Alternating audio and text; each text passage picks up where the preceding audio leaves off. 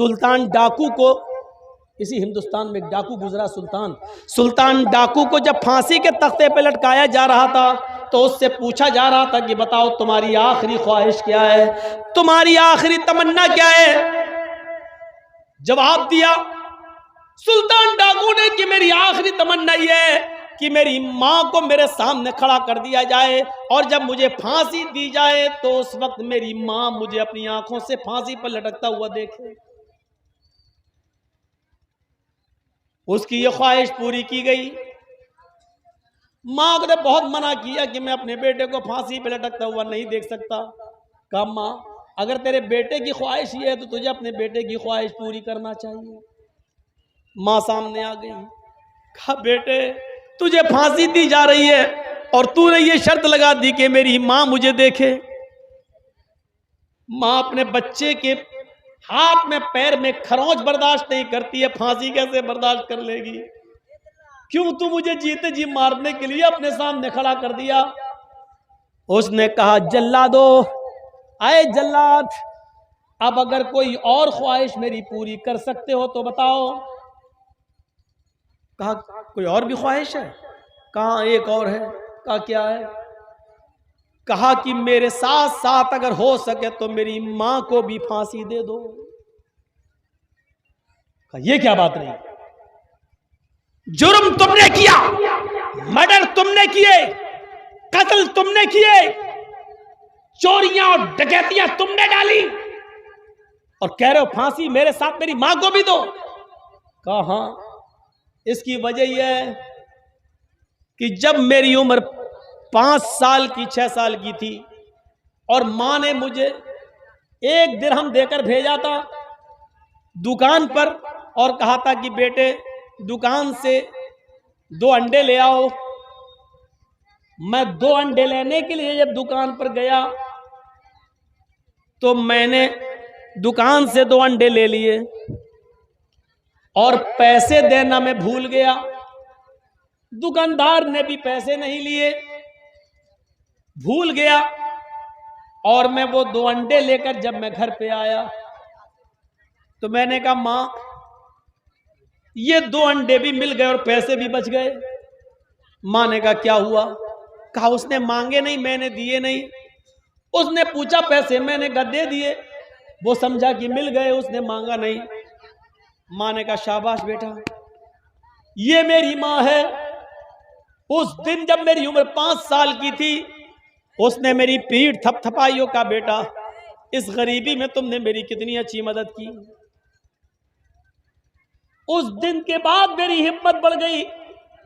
फिर मैं अंडे के बाद मुर्गी चोर बना, फिर बकरी चोर बना, फिर गाय और बैल चोर बना, फिर मैं और बड़ा चोर बना, फिर डाकू बना, फिर लोगों को मार मार कर माल लूटने लगा, फिर मैं मर्डर करने लगा। जो सामान नहीं देता उसका कत्ल कर देता। अगर उसी वक्त मेरी मां ने एक थप्पड़ मेरे चेहरे पे मारा होता और मेरी उंगली पकड़ कर ले जाकर उस दुकानदार के पास जाकर उसका पैसा दे दिया होता और कहती मेरी मां कि ये बच्चा भूल गया था या झूठ बोला था, ये पैसा तुमको नहीं दिया, तो आज मैं इतना बड़ा चोर नहीं बनता। मुझे इतना बड़ा चोर बनाने में, मुझे इतना बड़ा डाकू बनाने में मेरी मां का रोल है। आज मैं फांसी के तख्ते पे लटक रहा हूं। मां, ये तुम्हारी देन है। मां, ये तुम्हारी तरबियत है जिसकी वजह से मैं फांसी के फंदे पे लटक रहा हूं, आज तख्तेदार पे लटक रहा हूं। मां के पास अपने बेटे के इस सवाल का कोई जवाब नहीं था, लेकिन कानून कानून था, इसलिए सुल्तान डाकू को तख्तेदार पे लटका दिया गया और उसकी मां को उसके घर पहुंचा दिया गया। माएं अपने बच्चे को तरबियत देकर अब्दुल कादिर जिलानी भी बना सकती हैं और मां अपने बच्चों की तरबियत न देकर सुल्तान डाकू भी बना सकती हैं। Mother's lap is first college for children. मां की गोद ये बच्चे का पहला मदरसा है। बच्चा मां की गोद से जो तरबियत सीखेगा वो सीखता है, और बच्चे को अगर मां ने नहीं सिखाया तो दुनिया की किसी यूनिवर्सिटी से कोई अच्छा लड़का अच्छी तरबियत लेकर नहीं उठेगा। यहां जितने शराब पीने वाले हैं, जरूर उनकी शराब पीने में उनके माँ बाप का कोई रोल रहा होगा। वरना कोई नौजवान शराब नहीं पीता। अगर कोई बीड़ी सिगरेट और पान तंबाकू का खुकर है तो यह तरबियत तुम्हारे माँ और बाप की है, माफ कीजिएगा। अगर कोई शराबी शराब पीता है तो यह तरबियत तुम्हारी माँ और बाप की है। अगर कोई 200 और 500 और 1000 रुपए में जाकर लड़कियों के जिस्मों से खेलता है और जिना करता है गुमटियों पर या फिर अड्डों पे और चकलों पे जाके, तो इसमें तुम्हारी नहीं तुम्हारे माँ बाप की तरबियत का रोल है। मेरे भाइयों, अब चाहो तो अपने माँ बाप को रुस्वा करो और चाहो तो अपने माँ बाप की इज्जत का उनको बढ़ाओ। ये हमारे बुरे कामों के पीछे हमारे माँ बाप का किरदार देखा जाता है कि इसका बाप कैसा है, इसके बाप ने इसको कोई तरबियत नहीं दी होगी। मेरे प्यारे साथियों, लोग कहते मुसलमान परेशान है। नहीं, फजर की नमाज और आज़ान होते वक्त मुसलमानों का गहरी नींद में सोना, यह हमें बतला रहा है कि मुसलमान कितना चैन और सुकून की नींद सो रहा है। परेशान लोगों को नींद नहीं आती है, जिनको परेशानियां और टेंशन होती है उनको नींद नहीं आती है। फजर की आज़ान के वक्त तुम्हें आराम से नींद आ रही हो, तुम सोते हो, इसका मतलब यह है कि मुसलमान परेशान नहीं है। यह झूठ है कि बीजेपी परेशान कर रही है, यह झूठ है कि फला हमें परेशान कर रहा है। अगर इनकी परेशानियों से हम परेशान हैं तो फजर की आज़ान में हमें नींद कैसे आ रही है? हम फजर की नमाज के बाद हम अपनी इस्लाह की दुआ क्यों नहीं करते हैं? हम अपने अमाल की इस्लाह क्यों नहीं करते हैं? क्योंकि अल्लाह के नबी ने फरमाया, अमालुकुम उम्मालुकुम, जैसे तुम अमल करोगे वैसे तुम्हारे पर हुक्मरान मुसल्लत होंगे। तुम अच्छे अमल करोगे तो अच्छे हुक्मरान मिलेंगे, तुम बुरे अमल करोगे तो बुरे लोग तुम्हारे ऊपर मुसल्लत होंगे। आज बुरे लोग हमारे सीनों पर चल गए हैं, इसका मतलब यह है कि हमारे अमाल अच्छे नहीं हैं, हमारे अमाल बुरे हैं, इसलिए बुरे लोग हमारे ऊपर मुसल्लत हो गए हैं। लोग जो कहते हैं कि मुसलमान बहुत परेशान हैं, मैं कहता हूं कि परेशानी का अंदाजा लगाना हो तो सुबह लगाओ। फजर की आजान के वक्त चैन की नींद सोने वाला मुसलमान परेशान नहीं है, वो आराम की नींद सो रहा है। परेशान वो होता है जिसकी रातों की नींद उड़ जाए, परेशान वो होता है जिसको नींद ना आए, जिसको बेचैनी हो। आपकी नींद बता रही है, फजर में आपकी मस्जिदें बता रही हैं कि आप परेशान नहीं, आप बहुत खुश हैं। मेरे भाइयों, अपनी परेशानी है तो जाहिर करो, मस्जिद में आओ और दुआ मांगो कि अल्लाह हमारी इस्लाह फरमा दे, हमारे हालात अच्छे कर दे, अल्लाह हमारे ऊपर से बुरे हुक्मरानों का साया उठा ले। ये दुआ मांगो मेरे भाइयों, तब अल्लाह रब्बुल आलमीन हमारी सुनेगा। कयामत के दिन जहन्नम खींच कर लाई जाएगी, कयामत के दिन ये जहन्नम खींच कर लाई जाएगी। अल्लाह रब्बुल आलमीन कयामत के दिन जहन्नम को जबान देगा, आए जहन्नम बोल क्या चाहती है? जहन्नम जवाब देगी, उकिल तो बिसलास, आए अल्लाह मेरे अंदर 3 लोगों को फेंक दे, मेरे अंदर 3 लोगों को डाल दे, मैं 3 लोगों की भूखी हूं। सुनो, जहन्नम सबसे 3 लोगों को मांगेगी, 3 लोगों को। वो 3 लोग कौन होंगे? जहन्नम से अल्लाह पूछेगा, बता कौन से 3 लोग तेरे अंदर डालें? वो कहेगी, हुकूकुल वालिदैन, अपने माँ बाप को रुलाने वाला, माँ बाप का नाफरमान, माँ बाप को सताने वाले को, आए अल्लाह तू जहन्नम के अंदर फेंक, मेरे अंदर फेंक, मुझे इसकी जरूरत है। जहन्नम मांगेगी, दुनिया में जो अपने माँ बाप को रुलाते हैं, दुनिया में जो अपने माँ बाप को सताते हैं, दुनिया में जिनके माँ बाप जिनसे खुश नहीं है, दुनिया में जिनके माँ बाप जिनसे तकलीफ उठाते हैं, कयामत के दिन जहन्नम उन बच्चों को, लड़कों को, नौजवानों को, लड़कियों को, लड़कों को मांगेगी जिन्होंने दुनिया में अपने माँ बाप को परेशान किया। अल्लाह रब्बुल आलमीन ऐसी औलाद को जहन्नम के अंदर फेंक देगा। कहेगा, ये जहन्नम अब दूसरा बोल। फिर वो जहन्नम चीख कर कहेगी, शैखुन ज़ानिन, आय अल्लाह बुढ़ापे में जिना करने वाला, नौजवानी में जिना हो जाता है वो भी गुनाह है, लेकिन नौजवानी में जिना जो आदमी कर लेता है वो चलो एक जवानी है, लेकिन जुर्म है, उसको भी जहन्नम में सजा मिलेगी, लेकिन जहन्नम मांगेगी नहीं। वो जानियों को, जिनाकारों को अल्लाह ताला जहन्नम में फेंकेगा, वो अलग बात है, लेकिन जहन्नम मांगेगी नहीं। मांगेगी किसको? बुढ़ापे में जिना करने वाले को। इस उम्र में जब ख्वाहिशात कम हो जाती है, आदमी किसी चीज के लायक नहीं रहता है, तब तुमने जिना किया, टेबलेट खाकर, गोली खाकर, हैं, उल्टी सीधी और जोश आवर चीजें खाकर, जैसे वो आसाराम बापू खाता था, उस तरीके की टेबलेट और गोली खाकर तुम जिना किए, उस बूढ़े आदमी को जहन्नम मांगेगी। शैखुन ज़ानिन, आय अल्लाह उस बूढ़े आदमी को तू जहन्नम के अंदर फेंक, जिसने बुढ़ापे के अंदर जिना किया, जिसने बुढ़ापे के अंदर जिना किया, उस आदमी को भी तू जहन्नम के अंदर फेंक दे। अल्लाह उस बूढ़ों को पकड़ेगा जो बुढ़ापे में जिना करते थे, उनको भी जहन्नम में डाल दिया जाएगा। फिर अल्लाह कहेगा बोल तीसरा शख्स कौन है? जहन्नम चीख कर कहेगी अल मुसव्विरून, फोटो खींचने वाले, तस्वीर बनाने वालों को अल्लाह तू जहन्नम के अंदर फेंक। तीसरी जो चीज जहन्नम के अंदर तीसरे जो लोग जाएंगे वो फोटो खींचने वाले, शादियों में दूल्हा दुल्हन के फोटो खींचने वाले, वीडियो बनाने वाले। कुछ लोग मेहमान के तौर पर मौलाना जर्जीस को अपने घर के अंदर ठहराते हैं। बंगाल में चले जाइए आप, वो खुशी समझते जर्जी साहब हमारे घर में ठहरे। कभी कभी भूल जाते हैं फोटो हटाना। जिस कमरे में ठहराते हैं इत्तेफाक से वहां पर मियाँ और बीवी की शादी की तस्वीर लगी हुई है उसी बेड के ऊपर। अब जर्जी साहब की नजर पड़ गई। जर्जी साहब ने घर के मालिक से पूछा साहब ये कौन है? अरे मौलाना साहब। फिर तस्वीर हटाई गई। अब हटाने से क्या फायदा, अब तो जर्जी साहब देख चुके हैं। जर्जी साहब का मतलब जिसको भी आप ठहरा रहे हैं वो देख चुका है। अच्छा किया कि अब हटाया, कम से कम अगर उस कमरे में हम नमाज पढ़ेंगे तो रहमत के फरिश्ते तो आ जाएंगे। जब तक मियां बीवी की तस्वीर रखी हुई थी तब तक तो फरिश्ते ही नहीं आते। यह तस्वीर जायज नहीं है। शादियों की लोग वीडियो बनाते हैं, निकाह की भी वीडियो बन रही है। मौलाना जर्जी साहब निकाह पढ़ाने पहुंचे, उनकी भी वीडियो बन रही है। मौलाना ये नहीं कह सकते वीडियो मत बनाओ। हराम काम हो रहे हैं शायद।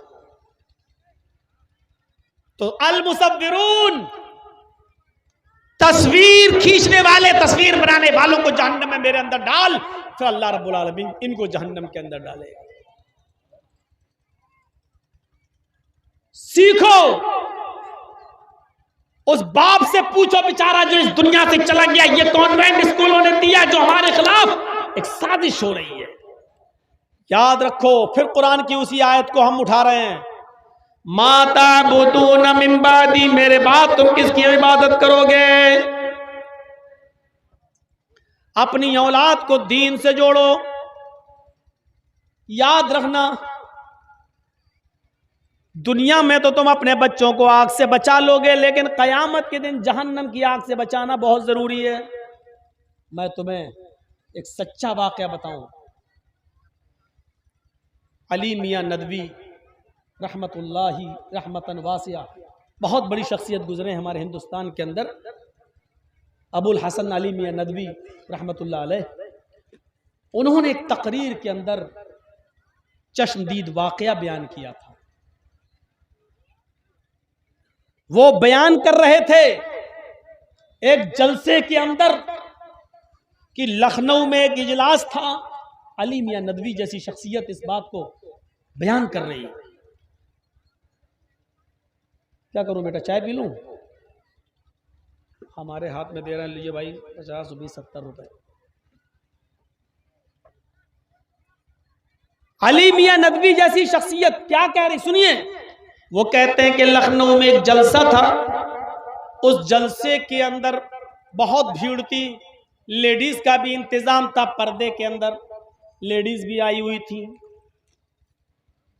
मुकर्रिरीन की, खतीबों की तकरीर बहुत अच्छी चल रही थी। लोग सुन रहे थे कान लगाकर, बड़े गौर से कान लगाकर सुन रहे थे। लेकिन औरतों के पिंडाल में औरतों की नजर पड़ती है एक ऐसी औरत के ऊपर जो तकरीर को अच्छी तरीके से नहीं सुन रही है। उसकी पेशानी पर पसीना है, वो कभी इधर देखती है कभी उधर देखती है। लेकिन चूंकि वो औरतों के साथ जिस बस पर बैठकर आई थी या जिस गाड़ी पर आई थी, उस गाड़ी पर ही वो जाती, इसलिए वो उस मजबूरी में बैठी हुई थी। वो तकरीर उलमा की अच्छी तरीके से नहीं सुन रही है। उसकी पेशानी पर पसीना है, कुछ औरतों ने उससे पूछा, मेरी बहन तुम्हें क्या परेशानी है, इतनी अच्छी तकरीर हो रही है मौलाना की और तुम इधर उधर देख रही हो, तुम इधर उधर झांक रही हो, तुम कभी इधर कभी उधर और पेशानी पर पसीना है, तुम परेशान लग रही हो, क्या परेशानी है? उसने कहा कुछ नहीं। ठीक है। फिर औरतों ने कुछ मजीद इसरार किया, क्या बात है, पेट में दर्द है, बेचैनी है, कोई परेशानी हो तो बताओ, इतना बड़ा इज्तिमा हो रहा है, यहाँ मेडिकल कैंप भी लगा हुआ, अगर कोई परेशानी हो तो बताओ, तुम्हें दवा दिला दी जाए। उसने कहा मेरी बहनों बात ये नहीं है, सुनिए। उसने क्या कहा? उसने कहा मेरी बहनों बात ये नहीं है, बात दरअसल ये है कि मुझे ये नहीं मालूम था कि ये जलसा इतनी देर तक चलेगा। मैं अपने एक छोटे से बच्चे को घर में छोड़कर आई हूं, लेकिन जिस कमरे में मेरा बच्चा सो रहा है उसी बिस्तर पर मैं माचिस दिया सलाई भूल आई हूं। कभी कभी जब लाइट चली जाती तो मैं माचिस से मोमबत्ती जला लेती या चिराग जला लेती, वो इस बिस्तर पर रह गई है। मुझे ये डर लग रहा है कहीं मेरे बच्चे की आंख अगर खुल गई, उस बच्चे ने कहीं माचिस उठा ली और उसकी तीली जलाई और वो अगर बिस्तर पे गिर गई या उसके कपड़े पे गिर गई तो मेरे बच्चे का क्या होगा? मुझे अपने बच्चे की फिक्र लगी हुई है। उन औरतों ने पूछा बहन तुम्हारे बच्चे की उम्र कितनी है? उसने कहा 2.5 साल।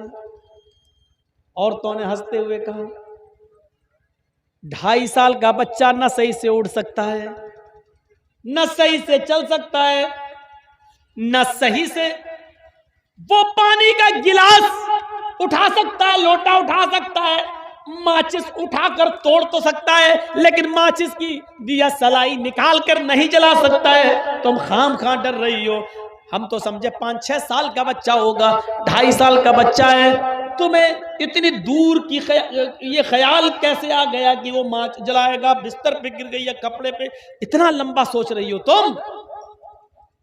इस औरत ने जवाब दिया हाँ, तुम ऐसा कह सकती हो, तुम ऐसा सोच सकती हो, तुम ऐसा इसलिए कह रही हो क्योंकि बिस्तर पर तुम्हारा बेटा नहीं है। मैं ऐसा इसलिए डर रही हूं कि उस बिस्तर पर मेरा बच्चा है। उस औरत ने कहा कि तुम ऐसा इसलिए कह रही हो क्योंकि वो तुम्हारा बेटा नहीं है, और मैं इसलिए डर रही हूं क्योंकि वो मेरा बेटा है। मैं अपने बेटे को जितना जानती हूं उतना तुम नहीं जानता। बहरहाल गाड़ी तो तभी गई जब जलसा खत्म हो गया। ये औरत कुछ नहीं सुन पाई कि क्या बोले हैं मौलाना, क्या बोले हैं, किस पर अमल करना किस पर नहीं करना।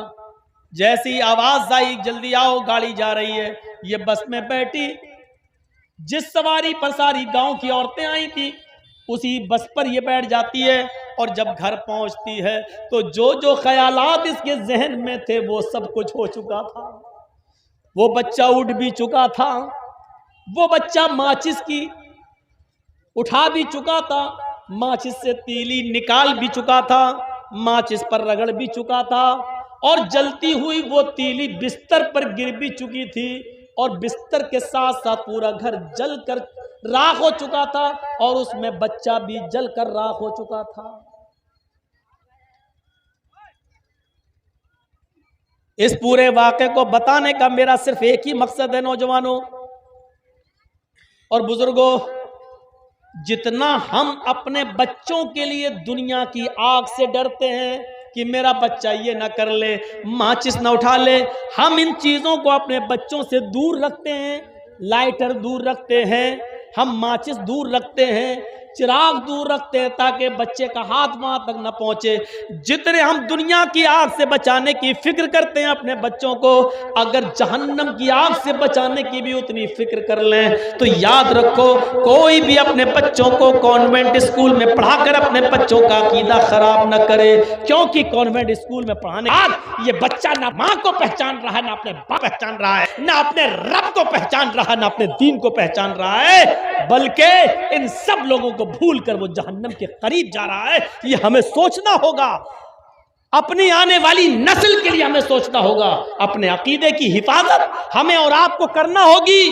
तरबियत दो अपने बच्चे को उस सहाबिया की तरह जिसके घर में एक बच्चा पैदा होता है, छोटा बच्चा। सहाबिया कहती हैं मेरे घर में जब एक छोटा सा बच्चा आया, एक मेहमान आया मेरे घर में, उस बच्चे माँ का किरदार देखो। बच्चा जब पेशाब करता था, छोटा बच्चा बिस्तर पे जब पेशाब करता था तो माँ पानी का भरा हुआ एक बर्तन उसकी शर्मगाह पर डाल देती थी। बच्चे ने जब जब पेशाब किया माँ ने पानी डाला और ऐसे उसके साफ कर दिया, धुला दिया। बच्चा बचपन से पैदा होने से लेकर 1 साल तक इसी माहौल में रह के जब पेशाब करता था तो माँ उसकी शर्मगाह पर पानी डालती थी। आज बच्चे का पहला दिन है उठकर खड़ा होने का। आज पहला दिन है, बच्चा खड़ा हुआ है, थोड़ा थोड़ा चल रहा है, बच्चे को पेशाब लग रहा है। बच्चे ने देखा, मां देख रही है दूर से कि देखें बच्चा क्या करता है। बच्चा अपने पैरों के बल खड़ा होता है और धीरे धीरे चलता है। नाली में वो पेशाब करने जा रहा है, लेकिन उसने क्या देखा कि मां जो पानी का गिलास या बर्तन प्याला जो मेरी शर्मगाह पे डालती थी, उसने उसी पानी के प्याले को उठाया। थोड़ा सा पानी था, वो बच्चा दोनों हाथ से पानी का प्याला उठाकर चला गया। उसने जमीन पर प्याला रख दिया, नाली में पेशाब किया और पेशाब करने के बाद उसने पानी का वो प्याला ऐसे ही अपनी शर्मगाह पे डालकर ऐसे ऐसे धोने लगा। माँ दूर से अपने बच्चे को देख रही है। बच्चे ने, वो नहीं जानता इस्तंजा किसको कहते हैं, छोटा सा बच्चा है। माँ सिर्फ ये देखना चाहती है कि मैंने अपने बच्चे की शर्मगाह पर पेशाब की जगह पर पानी डाला, ये बच्चे को वो तरबियत मिली या नहीं। पहला दिन था, माँ ने देखा कि मेरा बच्चा पानी का प्याला उठाकर गया, बैठ गया, पेशाब किया, पानी का प्याला अपनी शर्मगाह पे डाला। माँ के आंखों में खुशी के आंसू आ गए, माँ की आंखों में खुशी के आंसू आ गए और चीखते हुए कहती है फुज़्तु बिरब्बिल काबा, काबे के रब की कसम में कामयाब हो गई, काबे के रब की कसम में कामयाब हो गई। मैं अपने बच्चे को जो सिखाना चाहती थी मैं उसमें कामयाब हो गई, मैं अपने बच्चे को जो तरबियत देना चाहती थी मैं उसमें कामयाब हो गई।